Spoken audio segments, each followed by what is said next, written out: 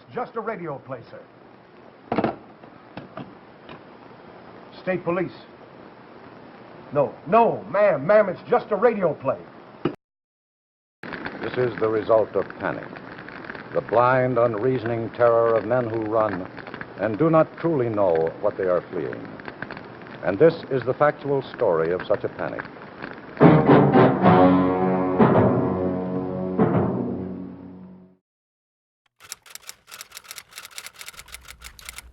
Years ago, one of the main sources of information people relied on was radio. The day before Halloween in 1938, the adaptation of War of the Worlds shook the people of America to their core. As time has passed by, media has evolved, and our trust in media has become greater and greater. War of the Worlds is only one example of how people's trust in media influences their day-to-day activities. To show this, we decided to interview 3 university students.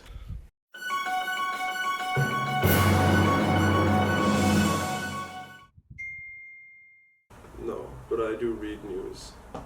No. Depends, like, do you notice these satire kind of talk shows set up? Like, where they just inform you about what happened in a funny kind of way? Like, there are 2 big German ones which I watch. Yeah, so subscription to like The Economist and that type of thing. Okay. But apart from that, no. No, but I do watch Daily Mail on Snapchat.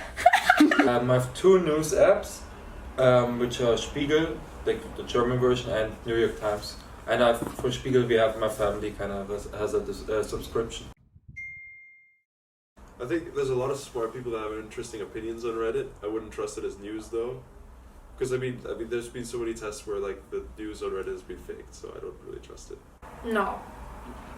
There's so much news on social media. Like, if you would just write it all off and only inform yourself, like newspapers, I think it kinda is wrong. Like, would be impossible.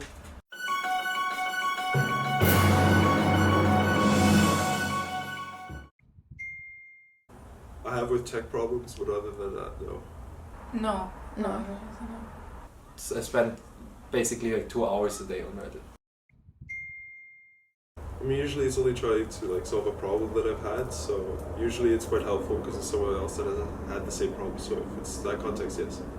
Based on the forum discussion and the word connotations they chose, I kind of like, you could see a pattern which election candidate back then was getting more popular or less popular. And like, I don't mean to praise myself, but I predicted based on that Trump is gonna be president. But like,